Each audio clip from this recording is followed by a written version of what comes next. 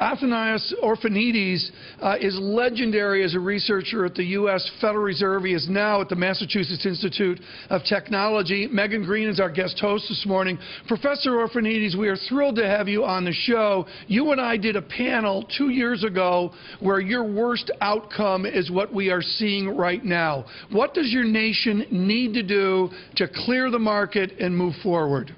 It's my pleasure to be here, Tom. First, let me say that we are witnessing historic times. What we are witnessing is the slow death of the European project. We're in a situation where some European governments are essentially taking actions that are telling citizens of other member states that they are not equal under the law. And being here in the United States, you can realize how catastrophic this is for the sentiment inside Europe. What we have seen in the last few days is a very serious blunder by European governments that essentially are blackmailing the government of Cyprus to confiscate the money that belongs rightfully to depositors in the banking sector in Cyprus. It's not clear how this can affect in a positive manner the European project going forward. Right. And this is really a concern about all of Europe. Professor, I think you own within research the phrase toolbox. You're the one that came up with that and popularized the phrase. What is in the toolbox for Germany? What is in the toolbox for Brussels to move forward constructively? Frankly, it was totally unnecessary to move on with this particular move. Cyprus did not have a problem before earlier blunders that were made by the European governments. Even the banking sector is indeed quite large, but it was in solid state, and the only reason we have an issue in Cyprus right now, we're talking about this, is because earlier decisions of the European governments imposed many billions of losses on banks through the haircut they imposed on Greek sovereign debt. So frankly, the toolkit is to go back to what earlier European leaders were saying, that European leaders should actually sit down and try to work together to get us out of this problem that their own decisions have been creating, instead of trying to shift the damage to one member state at one time, another member state at the other time. Let me tell you what I mean by that. This is a crisis that is systemic in the euro area. We have had decisions taken by the strongest government in Europe that have been spreading misery sequentially to citizens in Greece, in Ireland, in Portugal, in Spain, in Italy. And this is not going to end the way European governments are handling this. We need to have a decision-making process where the governments are asked to care for the citizens of the other states. This is not happening, and what we have seen in Cyprus is just the clearest demonstration of this.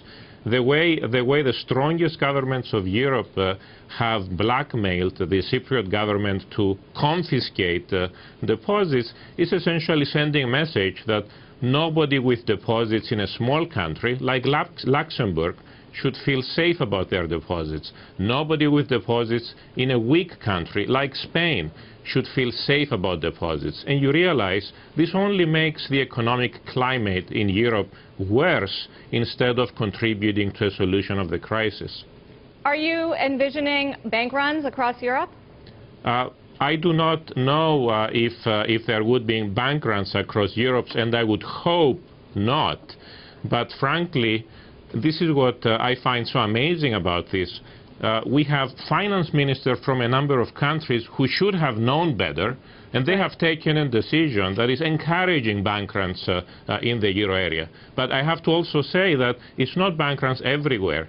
So decisions like this, much like the decision to haircut the Greek debt in October of 2011, actually benefit some countries. For example, as we've seen from markets yesterday, a decision like this reduces the financing cost for the German government, so the German government can now borrow at negative rates as a result, while it inflicts pain on other countries. Not everybody is equal under the law, the way European governments are behaving these days. So this is why I worry about the future of Europe. Well, clearly you disapprove of the method here. You talk about systemic risk and contagion. Is the European Central Bank and Mario Draghi's pledge to do whatever it takes a credible backstop to this problem? Well, frankly, the European Central Bank has been quite unclear in its position on this.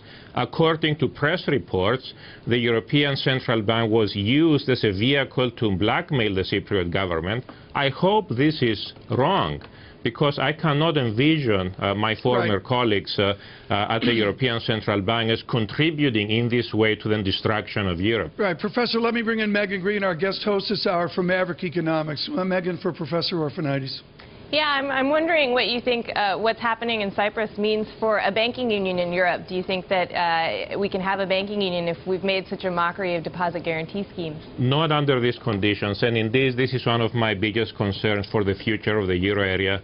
A year ago, after the June 2012 decision of the European Council, I was more optimistic that European governments had understood that in order for the euro area to stay together, they needed to form a banking union, which meant that they needed to have a common, credible deposit insurance guarantee for everybody in the euro area. So indeed, by making a mockery of that right now, the governments who pushed for this measure are sending a message that they want no part of a banking union. Professor, you are arguably the representative of Cyprus to the business community in America with your research at the Fed. What was the message you would send to the Cyprus Parliament as they vote this evening or into tomorrow in Nicosia? What would you tell the people of Cyprus about what their politicians need to do? Frankly, this is an incredibly tough decision, and I do not want to give advice to the members of parliament in Cyprus about what they should do. Let me again try to explain to you what this is about. You have other governments in the European Union who are asking members of the Cypriot parliament to vote to confiscate people's money. It's not clear what those members of parliament should do under these circumstances, and frankly, I would much rather go back and ask the other European governments that contributed to this blackmail to rethink: is it really a positive for the future of Europe to be working in this way? It's not. Is this really in the interest of the German people, of the French people, and of everybody else? It's clearly not. Professor, thank you so much. Professor Athanasios Orphanides at MIT, the former head of the Central Bank of Cyprus.